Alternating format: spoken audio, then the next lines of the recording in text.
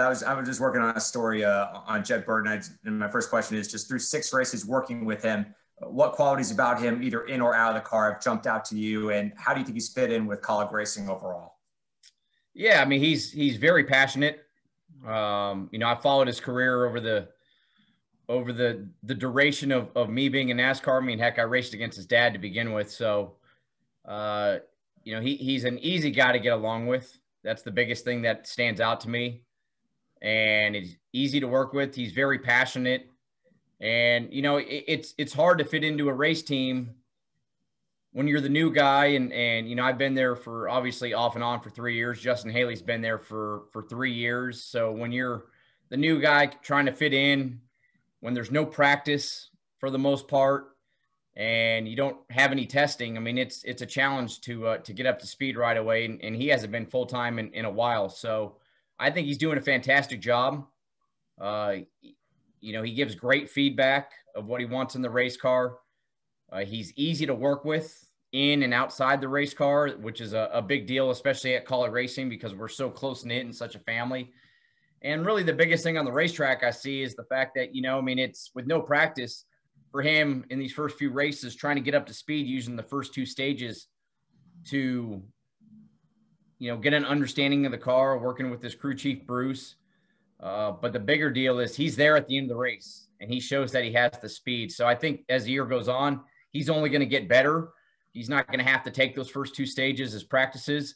So he'll be up front more consistently. And more importantly, he'll, because of that, keep giving better feedback. And hopefully all 3 of us as teammates can keep making college racing stronger.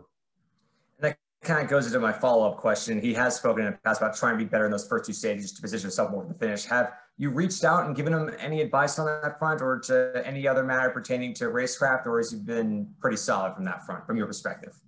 No, I mean, he's been really good. I mean, it's just something that every person's different. And, in the same way, last year running part-time, I could use the first couple of stages as practice because we weren't racing for points. That's the more difficult challenge for him, is that, these stages, there's points involved, and we're all going for a championship now.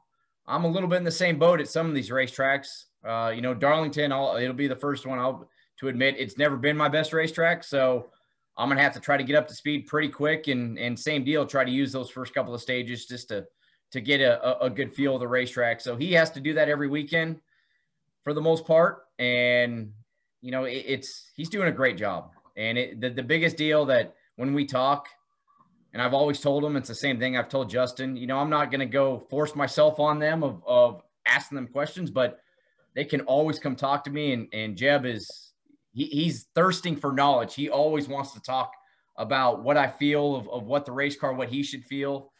And, he's just doing a great job. The biggest thing is I told him is just to not try too hard too early. Actually still in my career, I probably do that. So just get up to speed, do it at your own pace, and be there at the end of the race. And that's what he's really good about. Thanks, AJ. Good luck this weekend. Thanks, Chris. Our next question will come from Dustin Albino. Go ahead with your question, Dustin.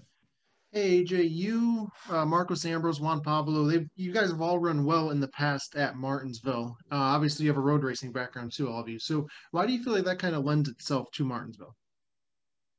Yeah, I mean, it's just the rhythm of the braking.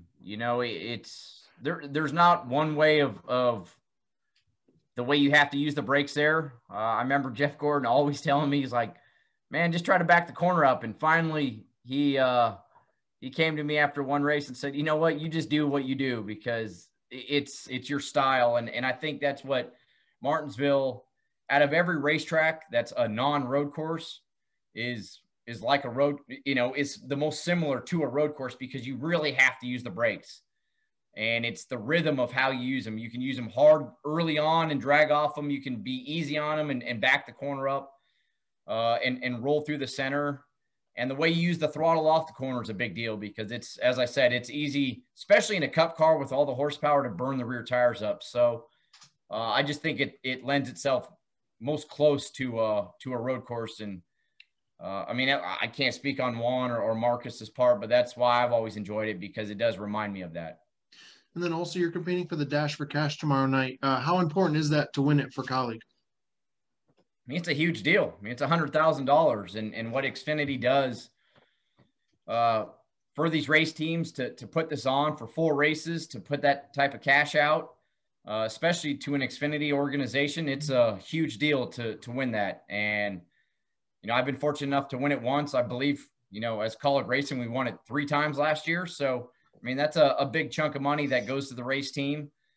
And it's huge, as I said, of what Xfinity does. And you know, what I learned about it last year, because I had never been a part of it until being going for it at Homestead, is not only what it does for the race teams and what for NASCAR, but what it does for the local communities. And that was something that was really cool about learning about Xfinity and not just putting it on for us. So what they do for local communities now this year, what they got, their program called Lift Zones, where they're building local, like, you know, housing and communities for underprivileged and children, for, you know, in this pandemic, not having Wi-Fi and maybe not be able to go to school. So for them doing that, building these places over the U.S. now for low income children and housing, for them to have free Wi-Fi, for a place for them to go do their schoolwork, not fall behind. And I just read that they are building one in Martinsville to go along with this Dash for Cash. So that to me is a huge deal, to be a part of that, going for $100,000, but also to be part of a program that's doing great things for local communities is even more special. Thanks, AJ. Thank you. Our next question will come from Matt Weaver. Go ahead with the question, Matt. Hey, good morning, AJ. Thank you for making time today. During your Champ Car career, you had driven street courses. Now with the iRacing deal, NASCAR is kind of kicking the tires a little bit with the street course race. They're doing the Chicago street course race. They've talked to Chicago about doing that. How do you feel that would play out for stock cars, Cup Series, Xfinity Series? Is that something that's worth trying from a activation standpoint, but also from a competition standpoint? Yeah, I mean, I loved it because it brings racing, obviously, to the city, right in downtown. And, you know, so many people know what NASCAR is all about, but there's also a lot of people that don't know, right? And that was the biggest thing in Champ Car back in the day, was when they were split with the IRL. You know, if we went to an oval, you wouldn't get a lot of people showing up to the racetrack. And at that time, the IRL had a lot of the ovals. So it made sense for Champ Car to really focus on the road course and street course racing. And I mean, all the cities that we went to, it was absolutely amazing. And, you know, we get 150, 200,000 people for a 3-day weekend just because people didn't know what it was about. I always said it was probably, you know, you had probably 20% hardcore fans that knew what Champ Car was. You probably had another 20 to 30% that knew, okay, you know, we're fans of it and it's in our local city, so we're going to go watch it. And then you probably had 50% of people that were walking down the street and were like, okay, what is going on? Like, I have to check this out. The noise, the sound, the speed of the race cars. I think NASCAR, albeit it have to be the right street course, because with the cars being bigger and the turn radiuses, you know, you take a place like Long Beach, there's no way a car would get around the hairpin there. So you have to make the right course in the right city. But I would love for it to happen. We don't need a lot of them. It's just like the Roval and, heck, the Bristol Dirt Race. To have a unique race or two on the schedule, it would be pretty awesome, I think. You don't need a ton of them. You don't need to oversaturate the series with it. But do it the right way in the right city, I think it would be huge. 10-4. Thanks, AJ. Thank you, Matt. Our next question is going to come from Bob Pockris. Go ahead with the question, Bob.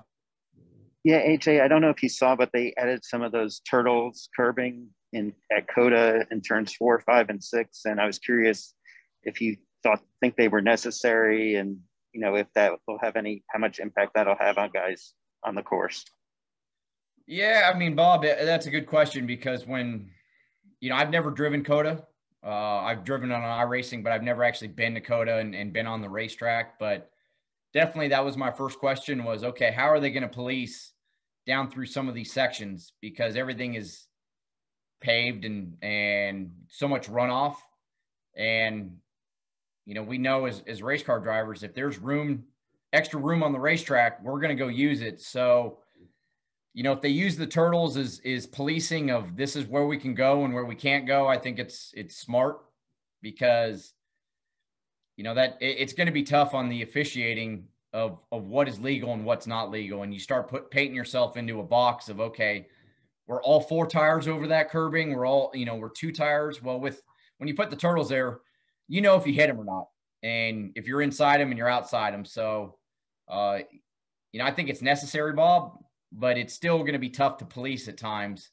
And I haven't seen it up close. I just did some sim work yesterday and kind of glanced at them and saw what they might look like. But it's that's going to be the biggest thing with COTA is just trying to challenge what is a runoff, what is track limit, so-called, of like what they use in F1 and IndyCar, because a stock car will use every inch of room, the grass, the dirt. We've seen it time and time again. So that would be the most difficult thing for NASCAR is challenging is officiating what track limits are and what's not.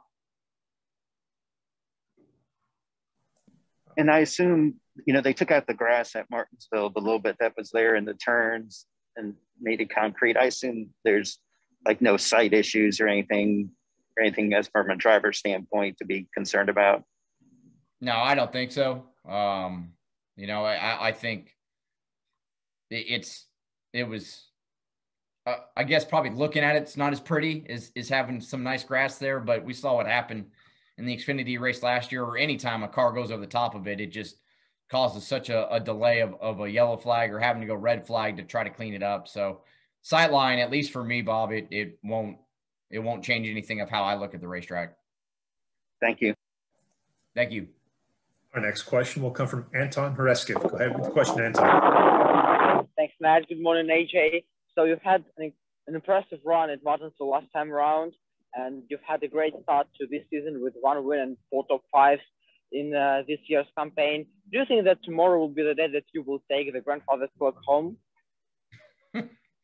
Thanks, Anton. I hope so, man. Like I'm not going to discredit any racetrack that we go to. You know, a win is a win, and it's a huge deal. And we've all seen my excitement level when we win a race. So, but Martinsville is just the grandfather clock. It's one of those races that I've always enjoyed in the Cup side of it, and really enjoyed it last year in the Xfinity side of it. So,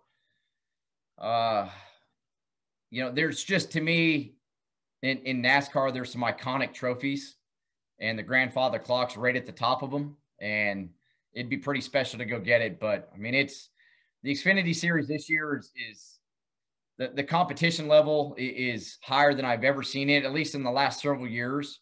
So it's going to be tough, and you got to be perfect for the whole race. Track position is critical, restarts. And even with that said, you can do everything right and still have a bad finish by getting in some contact. So we're going to do everything that we can. I know we had a great package last year at College Racing, and especially with our car, and we worked hard to try to improve it. So hopefully we got a fast Hyper-Rise Chevy tomorrow night, and we can go get it. Thank you. Wishing you all the best for tomorrow. Thank you, man. Yeah, well, thank you, AJ, for your time this morning, and good luck in your pursuit of that grandfather clock and the Dash for Cash tomorrow night at Martinsville. Appreciate it. Thank you for everybody for all the work that you guys do. It makes it great for us. So, and my dog is scratching me, so I guess it's time to go for a walk. So thank you, guys. Appreciate it. Take care now.